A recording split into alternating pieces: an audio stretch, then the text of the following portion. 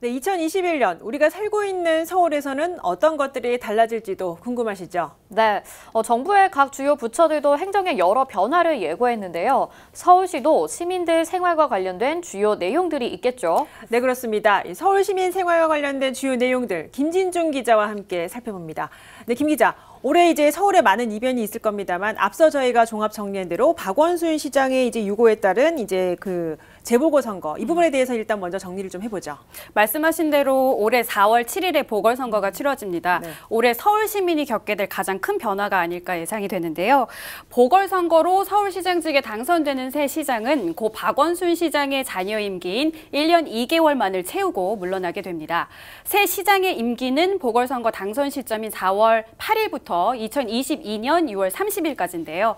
1년여간 시정 운영을 얼마나 내실 있게 할지의 부분은 어떤 인사가 당선이 되느냐에 따라서 또 달라질 수 있는 문제일 것 같습니다. 네, 서울 시민 모두가 관심 있게 지켜보고 있는 사안인 만큼 이 앞으로 당선된 새로운 시장의 정책과 공약에 대한 이 선거 이후의 부분도 좀 유심히 살펴봐야 할 것 같습니다. 자, 이번에는 정말 지긋지긋하지만 또 짚고 넘어가야겠죠. 지난해에 이어 올해도 계속 이어질 이 코로나19 사태에 대해서 서울시도 관련 대응 대책을 주요 정책으로 내세웠을 것 같습니다. 어떤 내용들이 있나요?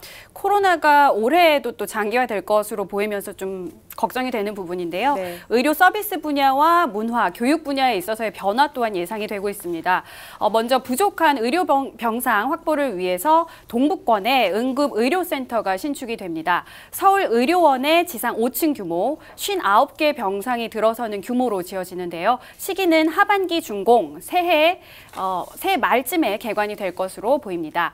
문화 부문에 있어서는 언택트 비대면 환경이 좀 더 확장될 것으로 보입니다. 서울시에서도 비대면 문화 환경 지원 예산 52억 원을 편성했는데요.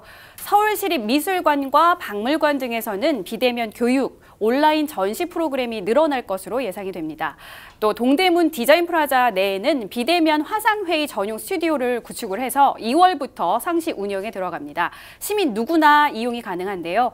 사전 대관 예약 신청을 통해서 이용이 가능할 것으로 보입니다. 오는 2월부터 3월까지는 전화와 이메일을 통해서 신청 예약이 가능하고요. 4월에는 DDP 대관 관리 시스템이 새롭게 구축이 되기 때문에 이 시스템을 통해서 예약 신청이 가능합니다.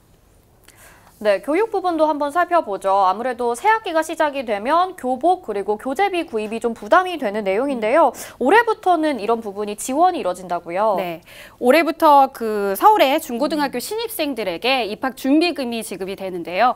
무상 지원, 취약계층의 대상이 한정되었던 이전과 다르게 중고등학교 신입생 전체를 대상으로 소득 제한 없이 지원이 이루어지는 것은 이번에 서울시가 처음 시도하는 겁니다. 지원 대상은 중고등학교에 입학하는 모든 신입생으로 약 13만 7천 명이 될 것으로 예상이 됩니다. 서울시 교육청과 서울시 그리고 각 자치구가 예산 분담을 5대 3대 2로 진행을 하는데요. 관련 예산으로 약 410억 원의 예산이 확정 편성된 상태입니다. 학생들에게 30만 원의 입학 준비금이 지원이 되는데 지급 방식은 현금이 아닌 제로페이 방식으로 지급이 됩니다. 입학 준비금 사용처 역시 이 제로페이 이용에 따라서 제한이 있을 것으로 보이는데요.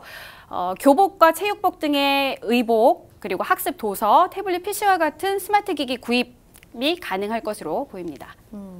부담이 좀 덜어질 것으로 기대가 됩니다. 보육 부분에서도 변화가 있다면서요? 네, 초등학생 방과 후 돌봄 사업인 우리 동네 키움센터가 노원 도봉 권역 그리고 동작 권역에 한 곳씩 두 곳이 문을 새롭게 엽니다. 코로나19로 인한 돌봄 공백을 메우기 위한 긴급 돌봄 서비스도 실시가 됩니다. 가정 보육 부담을 덜기 위한 보육 시설도 확대 운영이 되는데요. 거점형 야간 보육 어린이집은 165곳에서 250곳으로 확대되고 1년 365일 24시간 내내 운영이 이루어지는 365 열린 어린이집은 기존 중랑과 노원, 양천구, 관악구 등 4곳에 이제 자리를 하고 있는데 고루 이용이 가능하도록 10곳으로 확대한다는 계획입니다. 네, 새로운 이제 교통 정보도 좀 있습니다. 이 차량 운전자들이 조심해야 될 또 변화된 내용들이 있죠. 올해부터 서울의 이 도심 교통 단속의 이 기준들이 좀 달라진다고 들었습니다. 어떻게 달라지나요? 네, 앞서 지난 12월부터 서울 도심의 주요 도로에 있어서 속도 제한이 있었는데요. 네. 시속 60km에서 50km로 낮아진 바 있습니다. 3개월여의 유예 기간이 끝나는 시점이 바로 올해 3월 21일부터입니다. 때문에 주요 간선도로에서는 50km, 이면도로에서는 30km 이하 속도 제한을 지키지 않으면 과속 단속에 따른 벌금을 물게 됩니다. 적발 시에 물게 되는 벌금은 3만 원에서 13만 원까지 다양하고 벌점도 받을 수가 있습니다. 또 5월 11일부터는 어린이 보호구역 내 주정차 위반 시에 과태료와 범칙금이 강화가 되는데요. 지난해 학교 근처 주차장 주차 구역선을 지우는 작업이 자치구별로 이뤄진 건 알고 계실 겁니다. 학교 근처의 어린이 보호구역은 불법 주정차 금지입니다. 승용차 기준으로 기존 8만 원에서 12만 원으로 이 벌금이 상향된다는 점 기억하셔야 할 것 같습니다. 네, 이 교통에서 또 빼놓을 수 없는 곳, 이 세종로 일대 부분이 좀 변화가 될 것으로 보입니다. 지난해 핫 이슈였죠. 광화문 광장 재조성 사업 때문에 여러 시민단체의 또 반대도 이어졌는데요.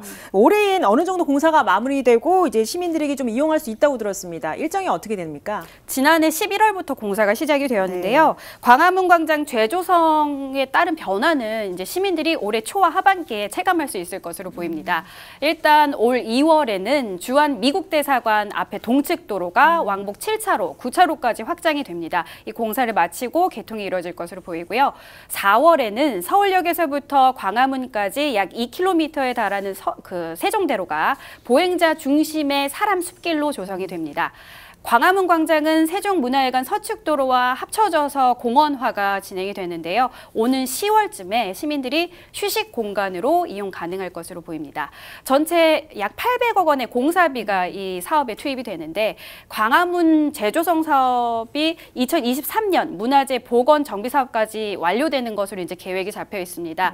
하지만 시민단체의 반대가 계속되고 있는 상태이고 지금 시장 보궐선거에 나선 야당 시장 후보 역시 광화문 재조성 사업을 반대하고 있다는 측면에서 봤을 때 이 사업의 중단 혹은 변경 가능성도 열려 있다고 볼 수 있을 것 같습니다. 네, 2월에는 이렇게 세종대로 좀 변화가 생기고 또 4월에는 서울시장이 이제 보궐선거 이제 결과가 나올 것 같고 2021년 올 한 해도 서울시의 다양한 또 소식들 정리해서 보도해 주시기 바랍니다. 김진중 기자 수고하셨습니다.